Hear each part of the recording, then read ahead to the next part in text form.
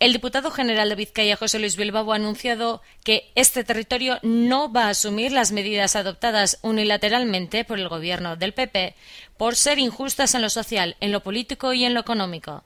El máximo responsable de la institución foral ha adelantado que Vizcaya no va a asumir como suyas esas medidas por tres razones prioritarias.